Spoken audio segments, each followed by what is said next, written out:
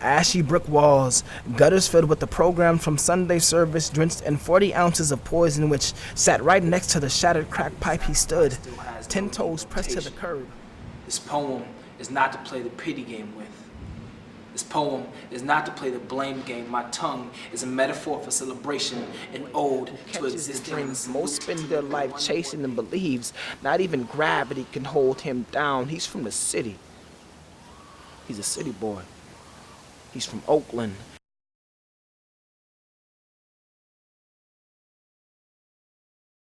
Oakland was a huge influence on my work, my writing in general, because it's such a hub for so many different cultures, so many different aspects of life. There's so many different people, but there's also, you know, this negative connotation of Oakland. For a long time, it was the murder capital, the crime capital, but at the same time, it also got voted one of the most exciting cities in the world. So all of that kind of ties in and goes into like the work that I do in the writing, and it kind of influences what I write about.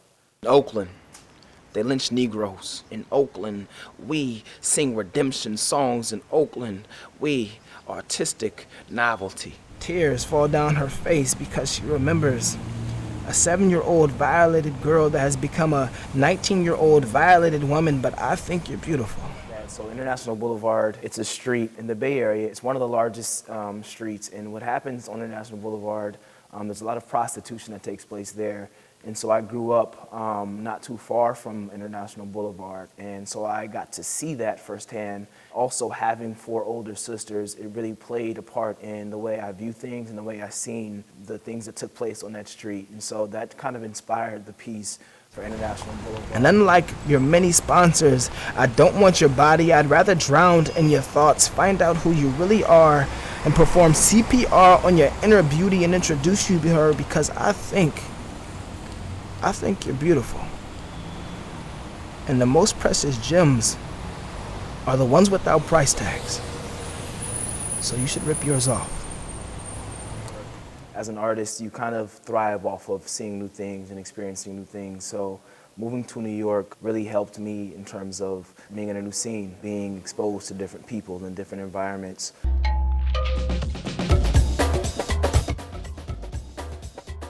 The process of my writing and my poetry is not traditional. Mine is just kind of sporadic. I'll get lines and ideas and these images at random times in the day. I'll be literally wherever, and I'll get a line in my head, and so I'll just write it down. Girl, I will pray for you.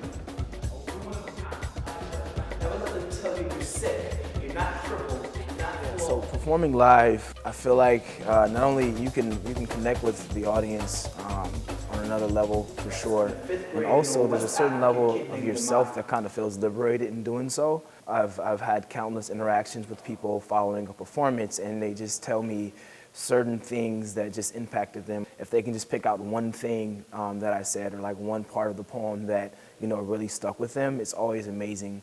And that only numbers, I'll tell you how little girls named Blue Ivy are more famous than little black boys that get accepted into all 8 Ivy League schools. So tell me how ugly my beautiful is, how many times you've raped the gorgeous out of my soul with just one glare and one thought, and I'll tell you, emancipate yourself from mental slavery.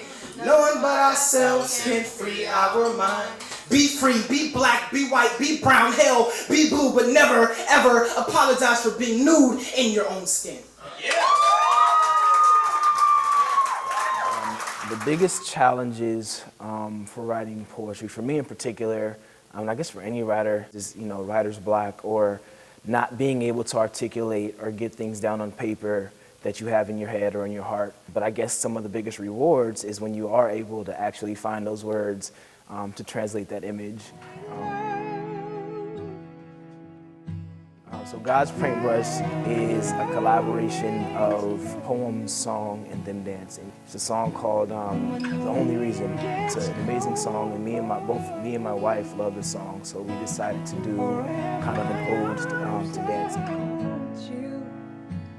The first time we met, we stood ankles deep in whatever love is made out of. We moved together. With other people, young writers that are English majors, or that are poets, or that are thinking about getting into writing, go for it.